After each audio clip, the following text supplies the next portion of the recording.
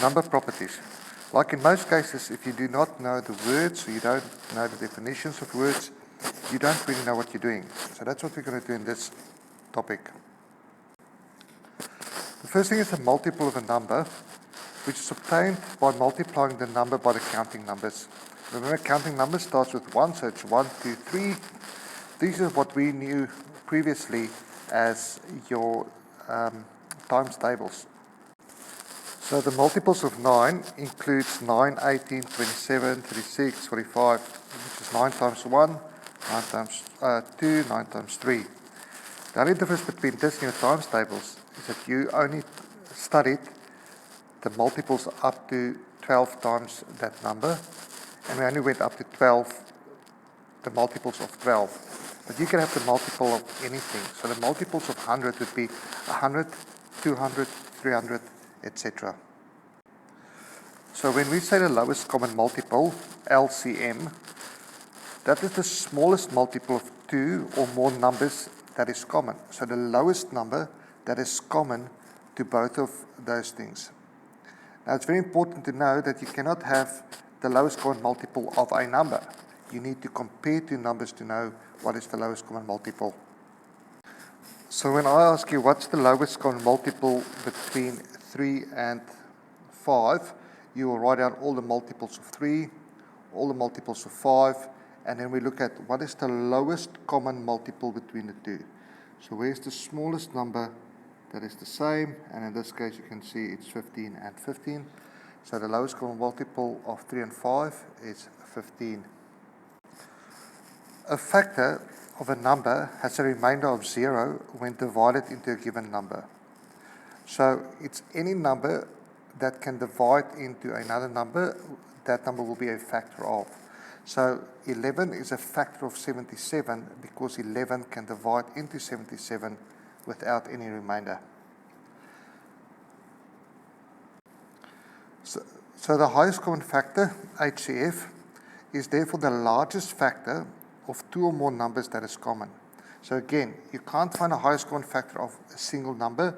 You have to compare two numbers to find which one is the highest common factor. So we will write down the factors of 24, and please do look at the video on how to write factors or to do the HCF. We do not do it in a line, we do it as pairs.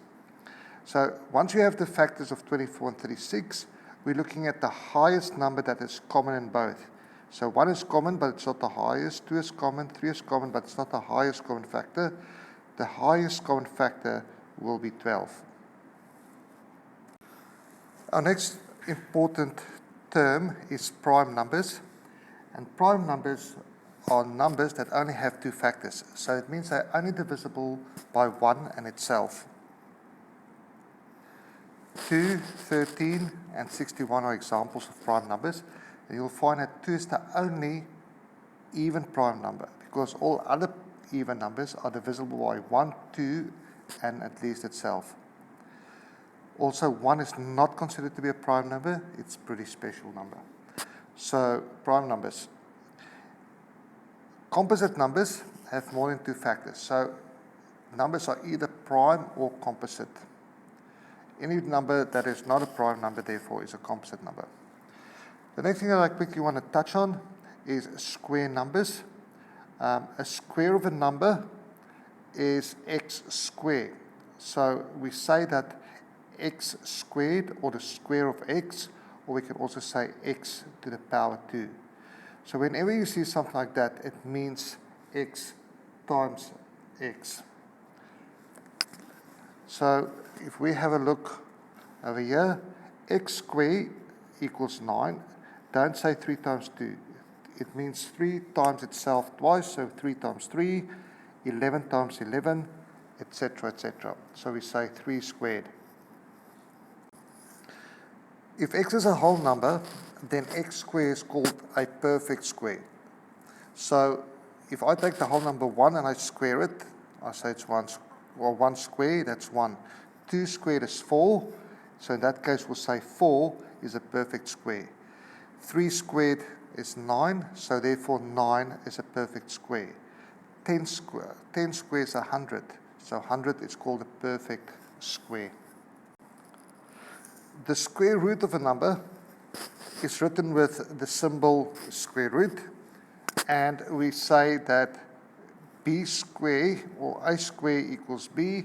So the square root of a number is, you ask yourself, if I have a number 9 and I square it, what times itself will give me 9?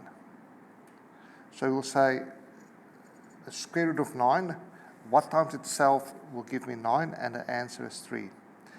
There is an example on this in the examples to follow, so please take a look at how to do it properly.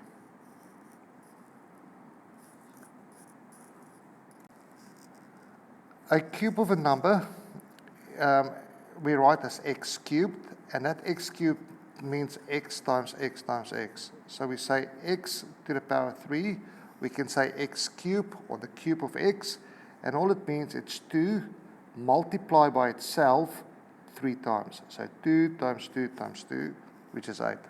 5 cubed, 5 times 5 times 5, which equals 125. So like in maths, for every function there's a inverse function or opposite function. So the opposite of plus is minus, multiplication is division, square is square root, cube would be then the cube root. So jumping straight to the example, if we say the cube root of 8 is 3, what is the cube root of 8?